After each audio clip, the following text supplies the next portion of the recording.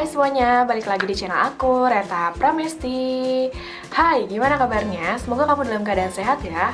Hari ini aku mau sharing tentang 7 kesalahan yang biasanya dilakukan pendaftar SNMPTN sehingga mempengaruhi peluang lolosnya.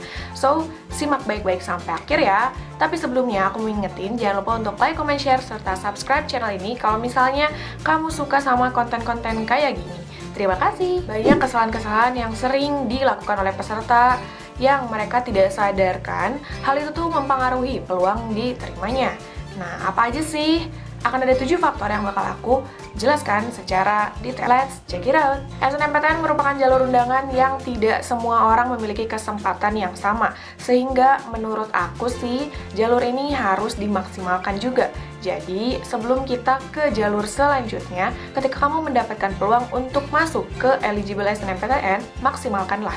So, begini, kesalahan-kesalahan yang dilakukan oleh pendaftar SNMPTN tidak mempertimbangkan nilai raport secara keseluruhan. Banyak anak yang eligible di SNMPTN dan dia tuh hanya melihat rata-rata di kelas 12-nya saja. Oh, ternyata aku bagusnya di matematika. Oh, ternyata aku bagusnya di kimia. Padahal dia tidak mempertimbangkan nilai-nilai raport sebelumnya. Itu penting banget loh. Kenapa? Karena yang dilihat juga di SNMPTN adalah nilai rata-rata raport dari mulai semester 1 sampai semester 5. Which means itu dari kelas 10 sampai kelas 12 semester 5. Nah, itu merupakan hal penting ya. Kita bisa melihat nih bahwa grafik nilainya itu apakah naik, apakah turun, apakah stagnan. Dari situ juga kita bisa melihat untuk masuk ke jurusan yang kira-kira mempertimbangkan nilai raport berkarakternya. Contohnya seperti apa? Dilansir dari sosialisasi Unpad tahun 2019, ini merupakan bobot persentase nilai untuk SNMPTN di jurusan Saintek. Kita lihat baik-baik ya. Nah, di sini kan ada 6 nilai ya. Nah, di situ mulai dari Indonesia, Inggris, Biologi, Fisika, Kimia, Matematika. Bobotnya tergantung dengan jurusannya, jadi berbeda-beda. Misalnya di sini matematika. Matematika di sini memiliki bobot paling tinggi di matematikanya tentu 35, lalu disusul oleh bahasa Inggris, fisika, dan selanjutnya itu bobotnya sama 10 ya. Jadi totalnya 100. Lalu misalnya lihat lagi biologi. Biologi tentu bobotnya paling tinggi adalah di biologinya. Ternyata yang kedua juga matematika. Terus yang ketiga disusul oleh kimia dan bahasa Inggris. Sisanya Indonesia dan fisika tuh sama 10. Jadi itu, tiap jurusan memiliki bobotnya masing-masing. Setidaknya kamu bisa mempertimbangkan gitu ya. Jurusan tersebut tuh memiliki nilai bobotnya itu tingginya di mana. Aku udah pernah bahas juga ya. Jadi bisa dicek juga nih di yang rekomendasi 100 plus jurusan. Yang kedua, kurang teliti mengisi data.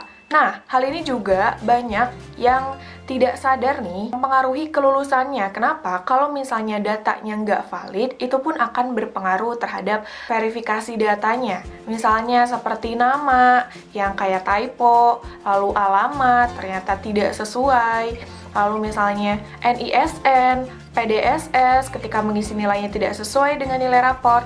Hal itu yang perlu harus benar-benar dipahami dan harus diverifikasi, recheck terus. Sehingga kita tuh yakin, oh ternyata data kita tuh udah yakin, udah tepat, udah pas. Sehingga nggak ada lagi kesalahan-kesalahan tersebut. Lebih baik mencegah kan daripada mengobati. Yang ketiga, salah mengupload berkas yang sesuai ketentuan. Nah, hal ini juga membuat terpengaruhnya peluang lolos di SNMPTN. Kenapa? Kalau misalnya nih kita disuruh untuk mengupload foto yang berukuran 3x4, ternyata kita mengupload foto berukuran 4x6, lalu malah juga tidak formal gitu ya, tidak sesuai dengan harusnya kan formal gitu fotonya, tapi malah kayak selfie, terus foto dengan orang lain. Nah, itu sudah pasti ketika verifikasi data itu tidak lolos gitu. Sehingga hal itu juga harus diminimalisir nih kesalahan-kesalahannya. Nah, ini juga nih saat mengupload sertifikat, jangan sampai salah juga ya. Jadi, upload sesuai dengan ketentuan, yaitu PDF atau JPG. Ketika sudah diupload, kamu misalnya simpan, coba unduh lagi apakah benar sertifikat yang sudah diupload atau tidak, karena hal itu juga bakal berpengaruh.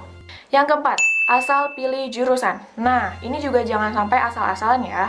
Kita juga harus menghargai nih nilai kita yang sudah kita dapatkan dari mulai semester 1 sampai semester 5. Kita juga harus hargai minat kita itu di jurusan apa. Sehingga sebelum kita memilih jurusan yang kita pilih di SNMPTN, kita juga harus mencari informasi secara lengkap. Kenapa? Karena daya tampung, peminat, keketatan, terus nilai rataan itu penting banget dan aku sudah sering jelaskan gitu ya di konten-konten sebelumnya. Jadi kamu bisa gimana caranya untuk mencari keketatan, gimana caranya mencari nilai rataan, sehingga hal itu menjadikan gambaran kamu dalam memilih jurusan. Oke? Yang kelima, salah penempatan jurusan pilihan 1 dan pilihan 2. Tentunya aku juga sudah berkali-kali bilang bahwa pilihan 1 adalah prioritas. Ini juga kata LTMPT ya, bukan kata aku.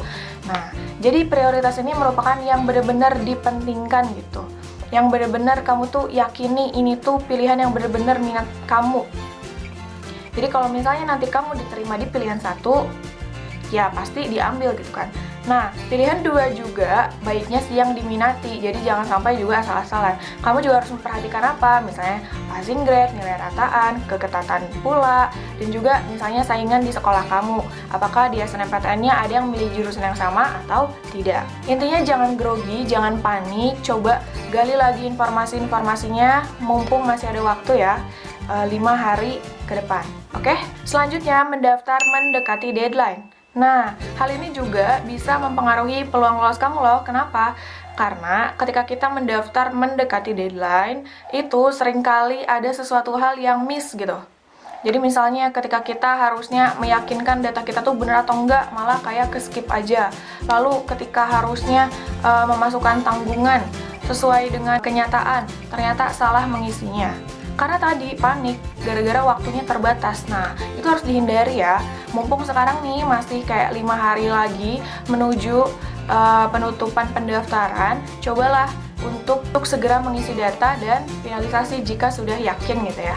Biasanya juga nih, di akhir pendaftaran tuh webnya suka down, jadi hati-hati. Yang keenam, kurang aktif mencari info SNMPTN 2021. Nah, sebenarnya kan dari mulai Januari awal itu udah banyak kan informasi tentang LTMPT, dan perlu banget untuk dipahami apa aja ketentuannya, jadwalnya seperti apa, bagaimana teknisnya, itu benar-benar harus paham banget. Kenapa? Karena kalau misalnya kita kemis aja salah satu langkah, kayak misalnya banyak banget nih yang punya permasalahan ketika gurunya itu tidak memasukkan nilai PDSS, tidak memasukkan nilai eligible, sehingga dia tidak bisa untuk melanjutkan pendaftaran di SNMPTN. Sayang banget kan, apalagi ada juga sekolah yang sampai satu angkatannya itu nggak bisa untuk daftar SNMPTN. Wah, sedih banget ya. Jadi perlu banget nih untuk mencari terus info tentang SNMPTN 2021. Yang terakhir adalah tidak mengunduh kartu bukti peserta. Nah, jadi kartu pendaftaran SNMPTN setelah kamu finalisasi, jangan lupa untuk di-download. Kalau misalnya perlu di-print juga, nggak apa-apa gitu, biar jadi bukti kamu tuh udah daftar SNMPTN. Karena apa? Berpengaruhnya ketika nanti kamu mengecek pengumuman. Nanti kan dimasukin nomor pendaftaran kamu. Nah, misalnya kamu lupa kan, itu cukup mengkhawatirkan juga gitu ya, cukup berpengaruh juga nih, nanti kamu nggak akan bisa ngeceknya. Jadi jangan lupa untuk mengunduh bukti pendaftaran peserta SNMPTN, dan kalau misalnya perlu di print juga tidak mengapa.